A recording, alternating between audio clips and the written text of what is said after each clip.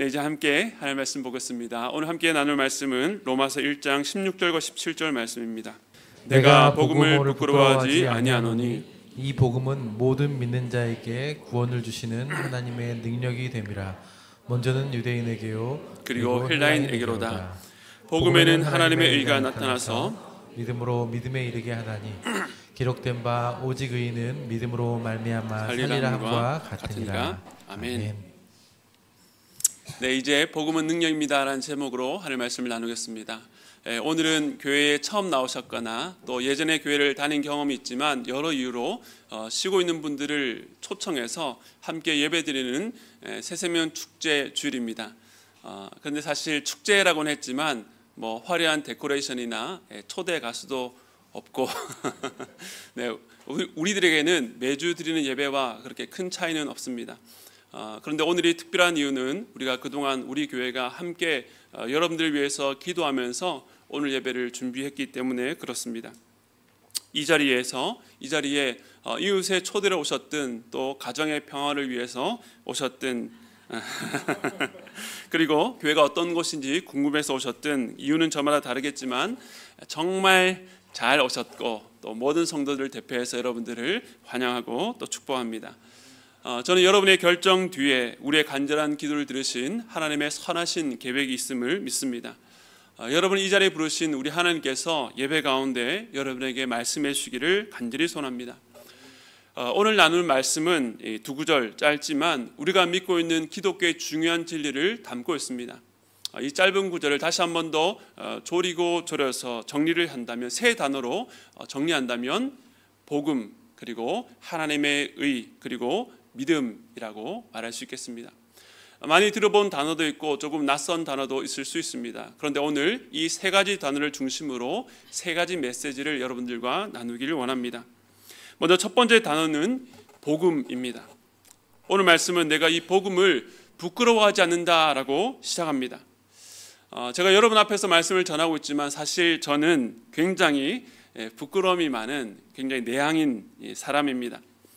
오죽하면 초등학교 때, 저 때는 이제 국민학교 때였는데 제 별명이 새색시라고 할 만큼 앞에 서는 것을 굉장히 부끄러워했고 또 앞에 서면 얼굴이 발그랗게 상기되었습니다. 물론 사회생활을 하면서 어쩔 수 없이 반강제적으로 길러지긴 했지만 그럼에도 여전히 많은 사람들 앞에 선다는 것은 제게 용기가 필요한 일입니다. 그럼에도 제가 이렇게 말씀을 전할 수 있는 것은 그러한 제 본성을 넘어설 이유가 있기 때문에 그렇죠. 그렇다면 오늘 읽은 이 로마서를 기록한 이 사도 바울은 왜 중요한 진리를 말하면서 이 부끄러움이라는 감정을 먼저 언급했을까요? 사실 당시 많은 사람들에게 이 복음은 부끄러운 것으로 취급되었습니다. 바울의 삶을 보아도 그렇습니다. 원래 바울은 나면서부터 당대 최강대국이었던 이 로마의 시민권을 가질 만큼 아주 좋은 가문에서 태어나서 유력한 학파에서 공부를 많이 했던, 그래서 촉망받던 삶이었습니다. 예수 믿는 사람들을 잡아다 옥에 가두고 돌로 쳐 죽이면서도 전혀 죄책감을 느끼지 않았던 것은 그 일이 옳다고 믿었었고 이러한 생각이 당시의 주류였기 때문입니다. 그랬던 바울이 예수님을 만나고 완전히 변화되었고 아시아와 유럽 대륙 전역을 곳곳을 다니면서 복음을 전하는 일에 자신의 모든 인생을 바쳤습니다. 그런 삶은 어땠을까요? 바울이 자신의 사역을 돌아보면서 이렇게 회상했습니다. 고린도후서 11장 23절 우리 하반절을 보면 내가 수고를 넘치도록 하고 옥에 갇히기도 더 많이 하고 매도 수없이 맞고 여러 번 죽을 뻔하였으니, 이 말씀 다음 구절을 보면 못 자고 줄이고 헐벗고 추웠다, 숱한 죽음의 위기를 겪었다라고 말합니다. 그러니까 바울의 삶은 한마디로 말하면 비참 그 자체였습니다. 이처럼 겉으로만 보면 복음이 바울을 부끄럽게 만들었다라고 해도 과언이 아닙니다. 그럼에도 바울은 복음을 부끄러워하지 않는다, 즉 오히려 자랑스러워한다라고 말합니다. 왜 바울이 이렇게 강한 확신으로 말할 수 있었을까요? 그 이유가 오늘 여러분과 나눌 그 첫 번째 메시지입니다. 로마서 1장 16절 말씀 우리 다시 한 번 더 읽겠습니다. 시작. 내가 복음을 부끄러워하지 아니하노니 이 복음은 모든 믿는 자에게 구원을 주시는 하나님의 능력이 됨이라. 먼저는 유대인 에게요, 그리고 헬라인 에게로다. 아멘. 먼저 첫 번째 메시지는요, 복음은 능력입니다. 복음은 능력입니다. 바울이 이 복음 때문에 많은 고난과 수치를 겪으면서도 이 복음을 자랑스러워한 이유는 복음이 능력인 것을 알았기 때문입니다. 오늘 여러분을 사랑하는 가족 또 이웃들이 여러분을 위해서 기도하고 이 자리에 초대한 것도 마찬가지입니다. 우리에게는 능력이 없지만 이 복음이 능력이기 때문에 그렇습니다. 이 복음이란 말은 영어로 이 굿뉴스, 좋은 소식이죠. 그리고 헬라어로 유앙겔리온입니다. 사실 이 단어는 로마 시대 황제의 즉위식이나 어떤 승전 소식을 전할 때 사용했는데 그것을 이 기독교에서 차용한 것입니다. 그러니까 복음은 어떤 사건이 일어났다는 소식을 말하는 것입니다. 우리 밖에서 일어난 사건, 내가 그 사건에 기여한 것이 없고 전혀 몰랐던 소식이 우리에게까지 전달된 것입니다. 여러분 살면서 여러분을 가장 감동시켰던 기쁘게 했던 소식이 있습니까? 제 인생에도 몇 장면이 떠오릅니다. 그 중에서 가장 기억에 떠오르는 장면이라고 한다면 조금은 뜬금없을 수 있는데 2002년 대한민국 월드컵이 4강의 소식이었습니다. 사실 이 소식이라기보다 당일 그 경기를 직접 시청했기 때문에 직접 결과를 확인했을 때의 감격과 감동이 잊혀지지가 않습니다. 그때 저는 속으로 생각했습니다. 앞으로 제 인생에 이처럼 격정적인 감정과 기쁨을 느낄 수 있을까? 우리나라에 처음 열리는 이 월드컵이기 때문에 작은 기대로 시작했는데 첫 골, 또 첫 승리, 사상 첫 16강행, 그야말로 엄청난 역전승이었죠. 그리고 8강까지 매 경기 선수들의 혼신을 다한 파이팅과 또 히딩크 감독의 또 여러 가지 어록들, 지략, 인터뷰, 전 세계의 그런 반응들, 요즘 말로 이제 국뽕이라고 하던데 이런 감동들이 겹겹이 쌓여서 마지막 4강에 올라가니까 그만 폭발하고 말았습니다. 당시 교회 대형 스크린을 보면서 함께 응원하다가 마지막 홍명보 선수가 승부차기 골을 넣었을 때에 모든 사람들이 다 도로로 쏟아져 나왔습니다. 모르는 사람들과 얼싸안고 당시 유명했던 짝짝짝짝짝 박수를 치면서 퍼레이드하고 승리의 기쁨을 누렸습니다. 사실 그저 외부로부터 온 소식에 불과했죠. 제가 그 경기에 직접 참여한 것도 아니고 제가 일이라도 기여한 바가 없지만 그날의 승리는 저의 승리처럼 기뻤습니다. 같은 대한민국 국민이기에 누릴 수 있는 기쁨이었죠.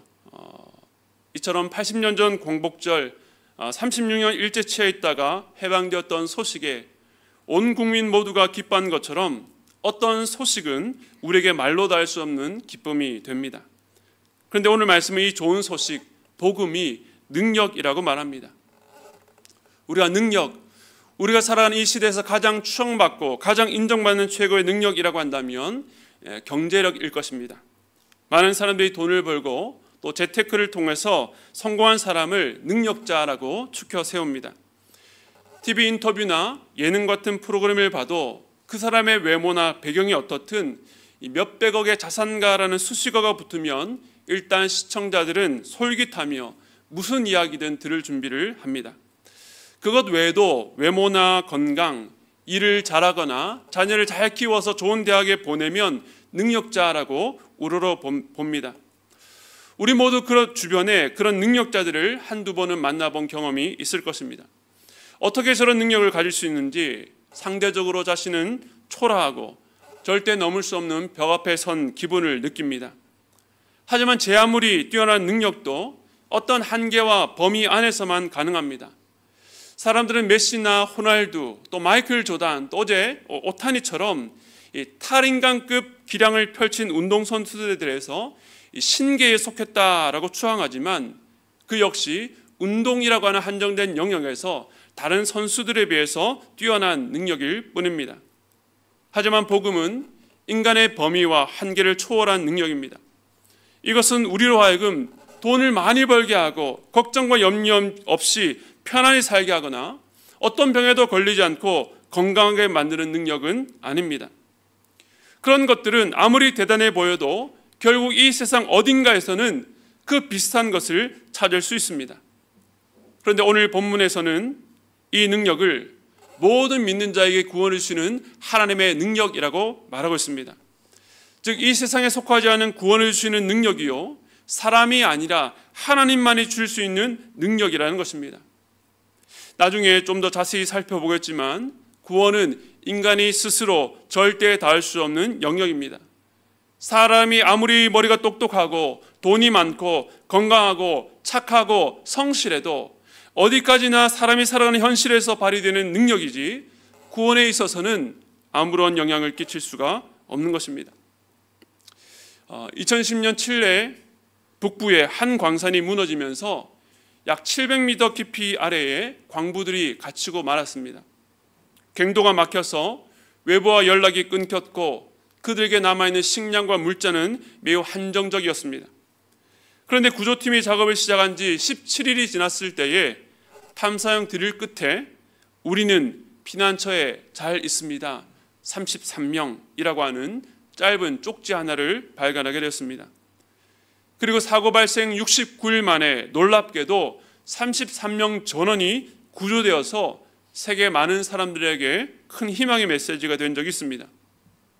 그때 우르수아라고 하는 현장 반장의 리더십이 큰 주목을 받았는데 전체 인원이 한정된 자원으로 질서를 유지하면서 생존할 수 있도록 정서까지 잘 고려해서 관리하고 지도했습니다. 다른 광부들도 그의 지도를 인내하고 따르면서 절망적인 고난과 위기 속에서 인간이 보여줄 수 있는 최고의 능력을 보여주었습니다. 그러나 여기서 중요한 사실이 있습니다. 그들이 아무리 탁월한 능력으로 생존했다 할지라도 스스로의 힘으로 갱도를 뚫고 700m 지상 위로 올라올 수가 없다는 것입니다. 세계 곳곳에서 온 도움의 손길들, 포기하지 않는 구조대들이 그들이 있는 곳까지 구멍을 뚫어서 그들을 끌어올리지 않았다면 그들은 결국 모두 죽고 말았을 것입니다. 이렇게 광부들을 구출할 능력이 바깥에서 온 것처럼 복음도 우리 밖으로부터 일어난 구원 사건입니다. 복음의 능력이라는 것은 인간이 절대로 할 수 없는 것을 가능케 한다는 의미에서의 능력이라는 것입니다. 이 영역에서 인간이 할 수 있는 것은 아무것도 없고 철저하게 무능합니다. 그리고 바로 그 이유 때문에 복음은 우리에게 더할 나위 없는 가장 기쁜 소식이 됩니다. 우리가 절대 할 수 없는 것을 가능케 하시기 때문입니다. 복음 외에는 구원받을 수 있는 다른 길은 없습니다. 바울은 바로 이 사실을 알았기 때문에 복음을 부끄러워하지 않았던 것입니다. 그렇다면 이 복음이 어떤 의미에서 능력인지 두 번째 핵심 단어이자 두 번째 메시지로 가겠습니다. 여러분 두 번째 단어 기억나십니까? 하나님의 의입니다. 우리 다음 말씀 17절 말씀 함께 읽겠습니다. 시작. 복음에는 하나님의 의가 나타나서 믿음으로 믿음에 이르게 하나니 기록된 바 오직 의는 믿음으로 말미암아 살리라 함과 같으니라. 아멘. 두 번째 메시지, 이 복음에는 하나님의 의가 나타났습니다. 사실은 좀 뜻밖의 말입니다. 복음에는 하나님의 사랑과 은혜가 나타났다라고 한다면 자연스럽고 익숙할 것입니다. 물론 그것도 사실입니다. 하지만 오늘 말씀에서는 복음에 하나님의 의가 나타났다라고 말하고 있습니다. 그것은 여기서 말하는 구원이 어떤 의미인지 그리고 무엇으로부터의 구원인지와 깊이 연결되어 있습니다. 앞서 복음이 능력이라고 했을 때에 인간은 스스로 구원할 수 있는 무능한 상태라고 말했습니다. 이 두 번째 메시지도 우리가 처한 상태와 깊이 연결되어 있습니다. 오늘 본문 다음 구절인 1장 18절에 이렇게 말합니다. 하나님의 진노가 불의로 진리를 막는 사람들의 모든 경건하지 않음과 불의에 대하여 하늘로부터 나타나나니. 아까 17절에서는 복음에는 하나님의 의가 나타났다라고 했는데 방금 읽은 18절에서는 하나님의 진노가 나타났다라고 말합니다. 여기서 나타났다라는 이 헬러 단어가 이 아포칼립토인데 이는 덮개를 벗기다, 감춘 것이 드러나다는 뜻입니다. 그러니까 이전엔 가려져 있어서 보이지 않고 알 수 없는 것들이 바로 하나님의 말씀이 성경을 통해서 나타났는데, 모든 사람이 하나님의 진노 아래에 있다는 것입니다. 그 원인으로 두 가지를 꼽고 있습니다. 인간의 불의와 불경건함입니다. 먼저 사람은 불의로 인해서 하나님의 진노 아래에 있습니다. 우리는 뉴스나 주변을 통해서 사람들의 불의의 소식들을 접합니다. 특히 자신이 가진 권력과 돈으로 죄를 짓고도 처벌을 피하는 것을 보면 우리는 화가 납니다.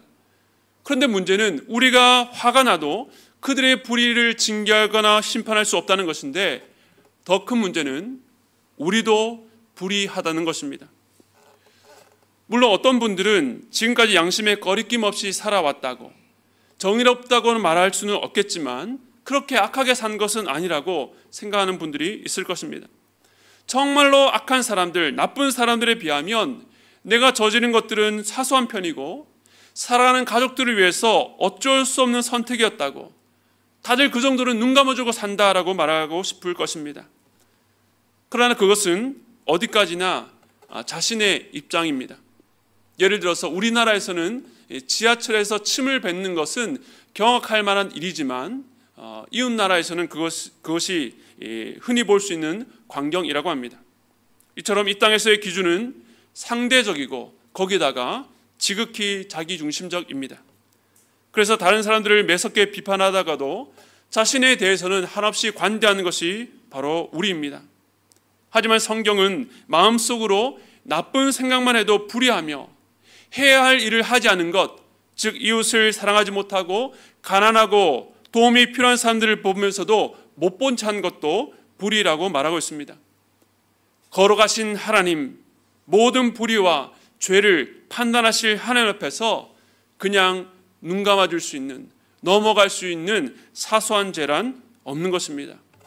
성경은 분명히 말합니다. 로마서 14장 10절과 11절 말씀 제가 읽겠습니다. 내가 어찌하여 내 형제를 비판하느냐, 어찌하여 내 형제를 업신여기느냐, 우리가 다 하나님의 심판대 앞에 서리라. 기록되었으되 주께서 이르시되 내가 살았노니 모든 무릎이 내게 꿇을 것이요 모든 혀가 하나님께 자백하리라 하였느니라. 우리는 모두 하나님의 심판대 앞에 서게 될 것이고 그 앞에 무릎 꿇고 자신의 불의를, 죄를 자백하게 될 것입니다. 결국 사람의 기준이 아니라 성경, 하나님의 기준을 따른다면 나는 불의하지 않다고 말할 수 있는 사람은 아무도 없는 것입니다. 그리고 두 번째, 이 불경건하다는 것은 더 크고 더 근원적인 문제입니다. 하나님을 모르고 하나님을 인정하지 않는 것을 말합니다. 사실상 인간이 저지른 모든 불의가 바로 여기에서 출발합니다. 세상이 어떻게 만들어졌고 누가 다스리는지 관심 없다고, 그저 내게 주어진 삶을 최선을 다하고 돌봐야 될 가족들을 위해서 사는 것, 그것 외에는 내 삶에 다른 의미가 없다라고 생각하는 분들이 있을 것입니다. 하지만 이 땅에 존재하는 그 어떤 것도 그것을 만들거나 그를 낳은 존재가 있습니다. 성경은 분명히 말합니다. 이 세상과 사람은 우연히 존재하게 된 것이 아니라 하나님께서 창조하셨고 하나님은 그에 대한 모든 권리와 심판권을 갖고 계십니다. 자녀가 자신을 낳아주신 부모님을 무시하고 사는 것이 이 사회적으로 용인될 수 없는 것처럼, 하나님이 분명 살아계신데 하나님이 안 계신 것처럼 그분께 아무런 관심을 두지 않고 자기가 기준이 되어 살아간다면 하나님이 창조하신 이 세계에서 용인될 수가 없습니다. 이처럼 모든 사람은 불의와 불경건함으로 인해서 하나님의 진노 아래 있습니다. 즉 복음에는 하나님의 의가 나타났다고 말할 수밖에 없는 이유는 현재 모든 사람들이 매우 위험한 상태에 있기 때문입니다. 사람이 병에 걸리고 큰 사고가 나서 위험한 것이 아니라 자신의 불의와 불경건으로 말미암아 벗어날 수 없는 하나님의 진노 아래 있기 때문에 위험한 것입니다. 로마서 2장 5절은 이렇게 말합니다. 다만 내 고집과 회개하지 아니한 마음을 따라 진노의 날, 곧 하나님의 의로우신 심판이 나타나는 그날에 임할 진노를 내게 쌓는도다.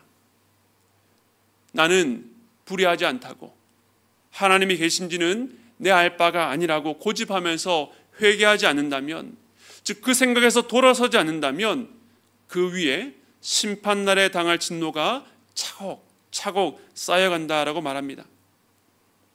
사실 이런 말씀들을 오늘 교회 처음 오신 분들에게 말한다는 것이 참으로 여러분을 불편하게 만들 수 있다는 것을 압니다.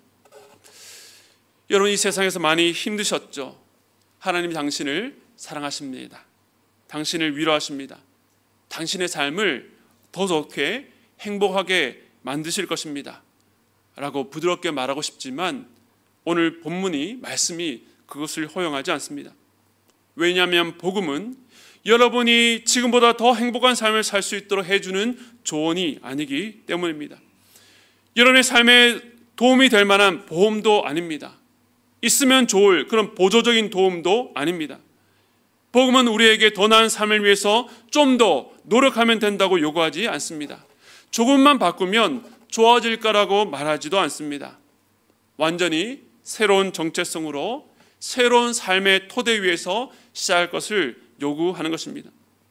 그 말은 인생의 방향을 완전히 바꾸는 것인데, 이를 위해서 가장 먼저 알아야 될 그 출발점이 사람은 모두 하나님의 진노라는 큰 위험에 처해 있다는 사실입니다.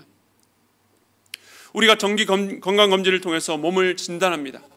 검진 결과로 위험하다라는 신호를 받았을 때에 불쾌하다고 무시하면 돌이킬 수 없는 큰 위험에 빠지게 됩니다. 마찬가지입니다. 오늘 말씀이 불쾌하게 들릴 수 있지만 현재 여러분에 대한 진단으로 삼고, 그렇다면 어떻게 해야 될지 하나님의 말씀을 들으셔야 됩니다. 이 진단에 대한 처방으로 복음에는 하나님의 의가 나타난 것입니다. 이것이 바로 복음의 능력인 이유입니다. 그렇다면 하나님의 의가 도대체 뭐길래 하나님의 진노에서 우리를 구원할 수 있을까요? 종교개혁을 일으켰던 마틴 루터는 사실 오늘 본문 속에 이 하나님의 의라는 단어 때문에 이 구절을 싫어했다고 합니다. 왜냐하면 그는 하나님의 의를 잘못된 것을 징계하고 바로잡는 것으로 이해했기 때문입니다. 루터는 자신이 하나님의 의를 만족시켜 보려고 금식과 밤샘 기도, 여러 가지 고된 종교 행위를 엄격하고 철저하게 행해 보았지만 오히려 마음의 불안을 떨칠 수가 없었다라고 고백합니다. 그에게 하나님의 의는 그가 감당할 수 없는 큰 짐이었습니다. 자신의 양심도 이길 수 없는데 어떻게 하나님의 그 높은 일을 만족시킬 수가 있겠습니까?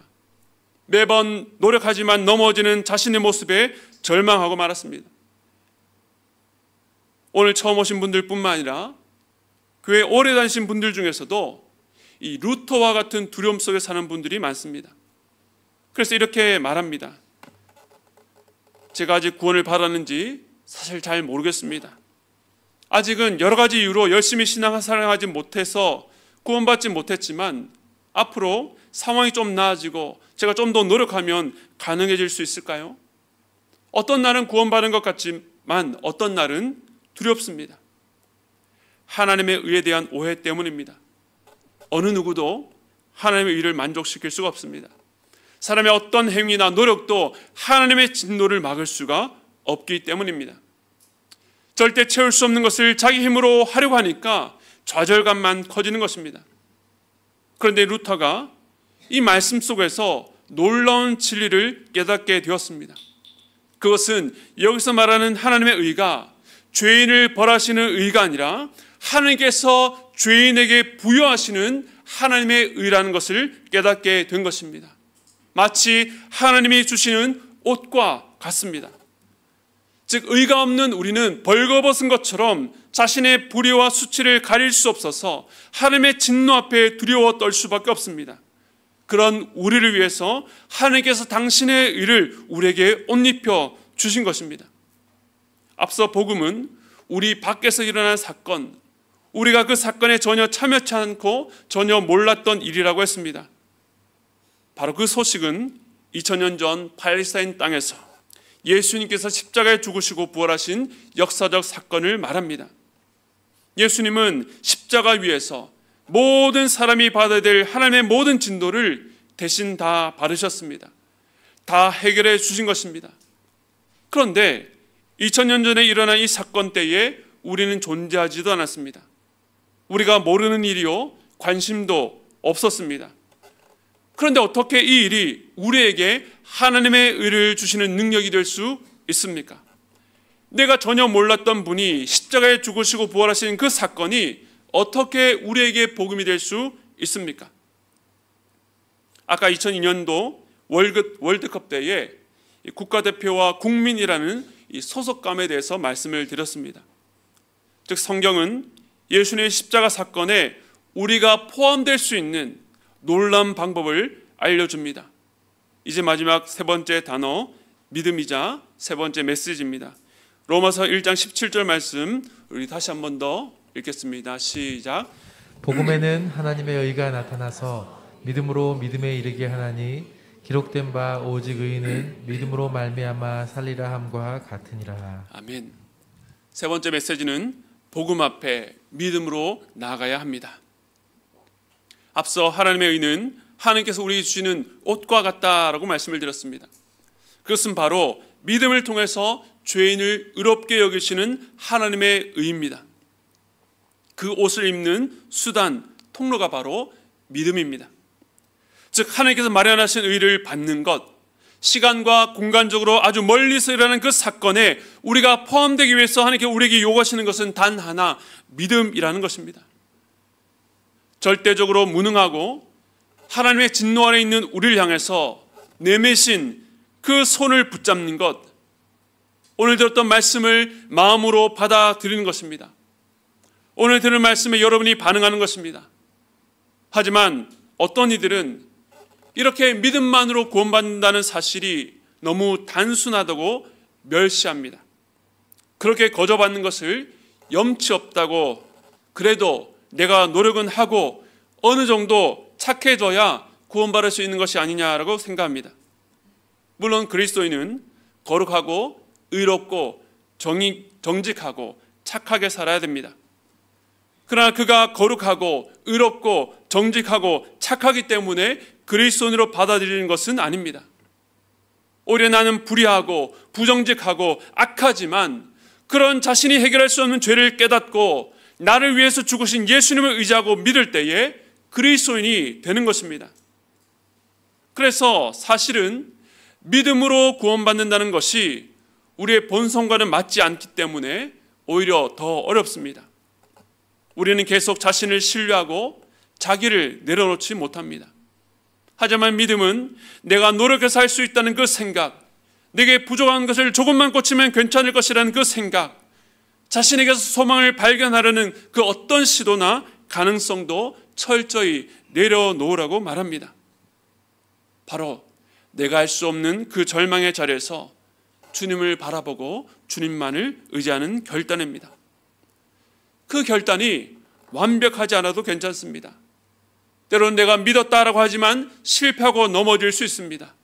그러나 그때도 나를 바라보는 것이 아니라 나를 위해서 예수님이 하신 일을 바라보는 것, 하나님이 나를 위해 준비하신 것을 감사하며 받는 것이 믿음입니다. 그러므로 이 믿음은 처음 예수 믿을 때만 필요한 것이 아닙니다. 아까 읽었던 17절 말씀에서 믿음으로 믿음에 이르게 한다는 말씀처럼 처음부터 끝까지 믿음으로 시작해서 믿음으로 끝나야 합니다. 하지만 이 말은 끝까지 믿음으로 나가는 것이 전적으로 우리에게만 달려있다는 뜻은 아닙니다. 다시 17절 말씀을 보면 복음에 나타난 하나님의 의가 믿음으로 믿음에 이르게 한다라고 말씀합니다. 즉 주어가 우리가 아니라 우리에게 덧입혀주신 하나님의 의가 우리를 끝까지 믿음으로 살게 한다는 것입니다. 우리에게 입혀주신 하나님의 의를 다시 벗기지 않으십니다. 이에 대해서 빌립보서 1장 6절 말씀은 이렇게 말씀합니다. 우리 함께 읽겠습니다. 시작. 너희 안에서 착한 일을 시작하신 이가 그리스도 예수의 날까지 이루실 줄을 우리는 확신하노라. 아멘. 선한 것이라고는 전혀 찾아볼 수 없었던 우리 안에서 착한 일, 즉 자신을 의지하지 않고 믿음으로 살게 하신 그 일을 우리 주님께서 끝까지 이루십니다. 그런데 이 말씀은 우리의 믿음을 하나님께서 주도하시기 때문에 우리는 아무것도 하지 않아도 된다는 뜻은 아닙니다. 믿음으로 산다는 것은 그 부르심에 참여한다는 것인데 어떤 방식인가 하면 우리 빌립보서 2장 13절 말씀도 함께 읽겠습니다. 시작. 너희 안에서 행하시는 이는 하나님이시니 자기의 기쁘신 뜻을 위하여 너희에게 소원을 두고 행하게 하시나니. 아멘. 분명히 우리 안에서 행하시는 이는 하나님입니다. 지금까지 자신만을 위해서 살아왔던 그 사람이 믿음이 생기면 하나님의 기쁘신 뜻을 위해서 살고 싶은 마음의 소원이 생깁니다. 마음의 감동이 옵니다. 그리고 그 뜻대로 행하게 하십니다.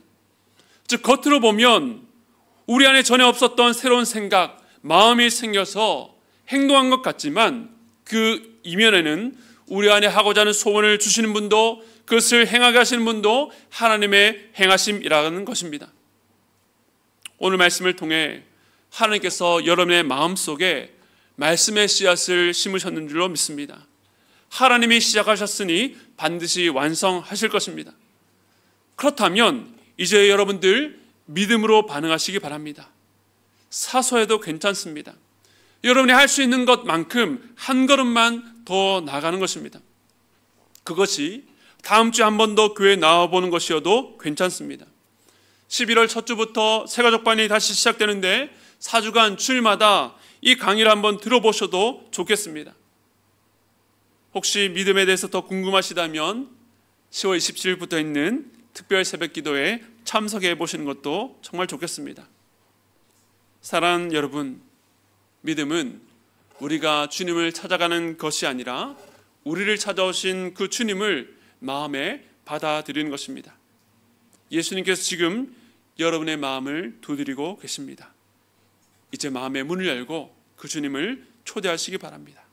그러면 우리 주님께서 나머지 모든 일을 행하실 것입니다. 그리고 그 일은 결코 실패되지 않을 것입니다. 그 믿음의 여정을 우리 주님께서 완성하실 것입니다. 아마 오늘 여기까지 홀로 걸어서 이 교회에 오셨지만 이제 예배가 마치고 나가실 때에 그 주님을 여러분 마음에 담으셨다면 이제 여러분의 남은 모든 생애는 믿음의 대상 되신 예수님과 늘 함께 걸어가는 복된 삶이 되실 것입니다. 다시 한 번 더 말씀드립니다. 복음은 능력입니다. 제가 말씀을 전했지만 그 능력이 어떻게 작동하여 역사하는지 우리의 머리로 다 이해할 수 없습니다. 하지만 오늘 이후로 이제 여러분 안에 그 놀라운 능력을 여러분이 직접 경험하며 살아가는 은혜가 있기를 우리 주님의 이름으로 축원드립니다. 우리 오늘 말씀을 기억하시면서 우리 찬송가 528장 함께 하기를 원합니다. 우리 주님께서 오라고 말씀하시는 그 초청의 말씀 앞에서 여러분이 할 수 있는 반응, 주님 다 모르지만 제가 가기를 원합니다. 주님께로 가기를 원합니다. 그런 고백으로 함께 나가기를 바랍니다.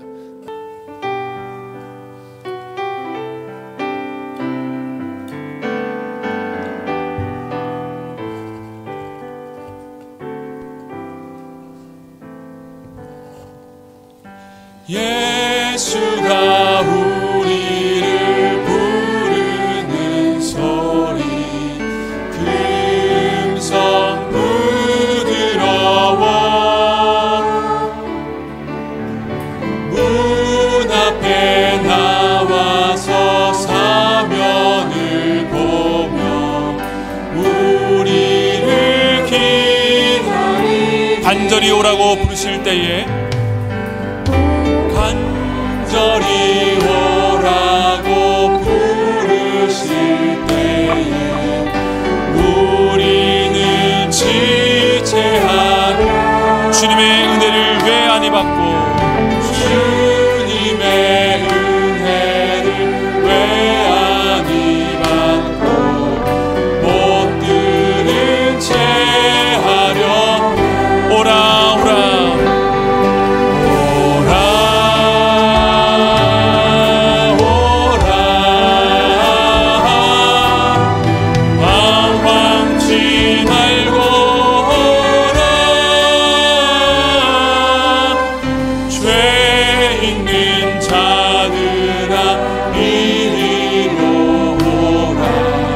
주 예수 앞에 우리 3절로 함께 찬양합니다. 세월이 살같이 빠르게 지나 쾌락이 끝이 나고 사망의 그늘이 너와 내 앞에 울리며 사리우리. 4절 찬양했습니다. 우리를 위하여 예비해 두신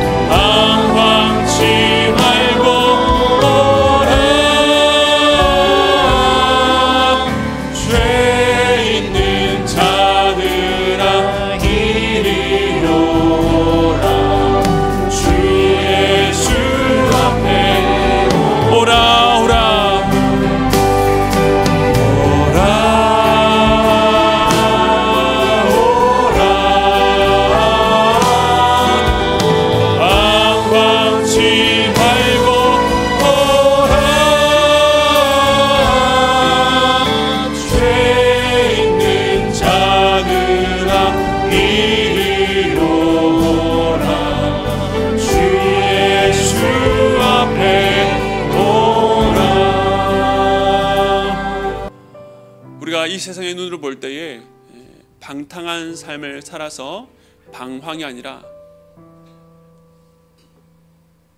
다른 사람들이 보기에 가정을 꾸리고 자기의 맡겨진 일을 성실히 행하며 그 가정을 건사하는 그 일에 자신의 모든 삶을 다들인 참 정직한 삶을 살아왔다 할지라도 우리 주님을 모르고 산다면, 나를 지으시고 오늘도 우리에게 말씀하시는 하나님을 내가 무시한 채 산다면 그 삶은 방황하는 삶이 될 수밖에 없습니다.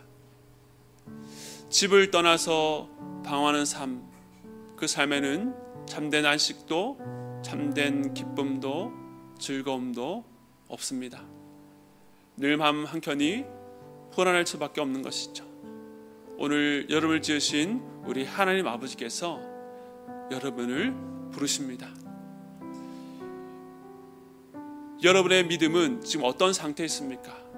오늘 이 말씀을 처음 들으셨다면 아마 많은 말씀들이 여러분 이해하기 좀 어려우실 수도 있습니다. 그러나 이 말씀 전체 중에 단 한 부분이라도 오늘 여러분의 마음을 두드린다면, 주님, 내가 그 말씀 앞에 반응하길 원합니다. 주님, 저를 지도하여 주시옵소서. 주님, 저의 손을 잡고 제 삶을 인도하여 달라고 그렇게 기도하시기 바랍니다. 제가 여러분들을 위해서 함께 기도해 드리겠습니다. 또한 여러분들 그동안 신앙생활 쭉 해왔던 분들도 여전히 자신을 의지하고 싶고 여전히 믿음을 의지하지 못하고 자신을 내려놓지 못하는 그 마음들을 오늘 주님께 온전히 맡겨드리며 주님께 나아가기를 원합니다. 주님, 내가 끝까지 주님 안에 걷기를 원합니다. 주님께 내 마음에 주신 소원을 따라서 그것을 행할 수 있는 능력을 허락해 주시옵소서. 그 길 가운데 주님과 함께 동행하며 살아가는 그 길 가운데 나의 참된 행복과 기쁨이 있는 줄로 믿습니다. 우리 함께 기도하며 나가도록 하겠습니다. 하나님 아버지, 감사합니다. 여러분 다 눈 감고 있어서 아무도 볼 수 없습니다. 그러나 오늘 이 말씀 앞에서 여러분이 하나님 앞에 반응하고 싶다면, 하나님께서 어떤 작은 소원이라도 주셨다면 여러분의 가슴에 한번 손을 얹어 보시기 바랍니다. 제가 여러분을 위해서 기도해 드리겠습니다. 우리 주님은 여러분의 반응을 보십니다. 작은 손짓이지만 우리 주님께서 여러분의 가슴에 손 얹은 그 손을 붙잡아 주실 것입니다. 사랑하는 하나님 아버지를 감사합니다. 오늘도 우리를 사랑하셔서 주님의 전에 불러주시고 또 하나님의 말씀을 듣게 하시니 감사를 드립니다. 주님, 저희는 불의하고 불경건하여 하나님의 진노 아래 있었습니다. 그러나 날 위해 죽으신 예수님을 인해서 내게 이 더러운 우리 위에 하나님의 그 거룩한 의를 입혀주셨음을 믿습니다. 주님, 우리가 이 의는 벗으려 해도 벗을 수 없는 줄로 믿습니다. 그 거룩하고 깨끗한 하나님의 의 위에 우리의 더러운 공로와 우리의 행위를 올리지 않게 하시고 오직 주님만 의지하며 살아갈 수 있도록 붙잡아 주시옵소서.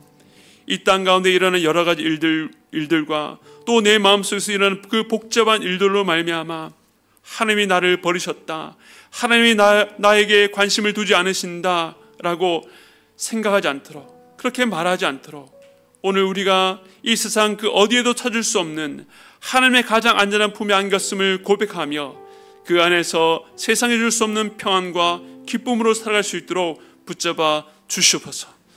주님, 이 자리에 자신의 힘으로 온 것 같다 할지라도 이 문을 열고 나갈 때에 그 어느 누구도 홀로 나가지 않도록 주께서 붙잡아 주시고 하나님의 그 마음에 임재 주시고 그와 함께 동행하여 주시옵소서.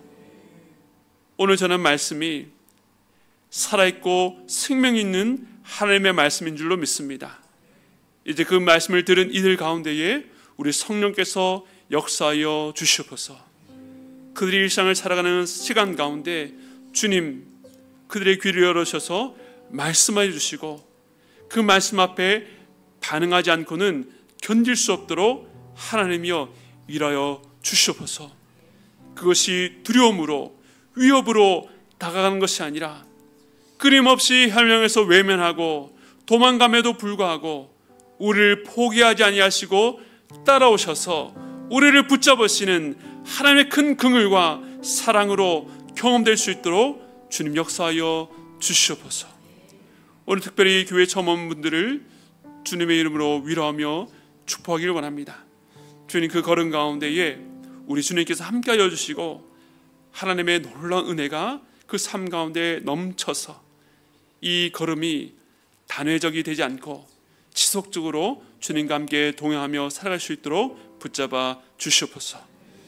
주님, 우리가 기도하였으나 먼 거리로 여러 가지 사정으로 오지 못한 우리 마음에 품은 여러 태신자들, 우리 사랑하는 가족들, 주님, 이 말씀을 함께 나누지 못하지만 그가 있는 그곳에도 하나님이 살아계신 줄로 믿습니다. 우리가 그 주님을 바라보며 의지하며 기도합니다. 주님, 우리가 알지 못하는 때에 알지 못하는 장소에서 그들을 만나주시고 그들이 주님께로 돌아올 수 있도록 하나님의 역사하여 주시옵소서. 지금은 우리 주 예수 그리스도의 한량한 은혜와 하나님 아버지의 무한하신 사랑하심과 성령님의 감동 감화 교통하심의 역사가 복음이 능력이라는 사실 앞에서 그것을 내가 믿기를 원합니다, 내가 믿음으로 받아들입니다 라고 고백하는 모든 자들과 또 이 말씀을 들은 모든 이들 머리 위에 지금부터 영원토록 함께 있기를 축원드리옵나이다. 아멘.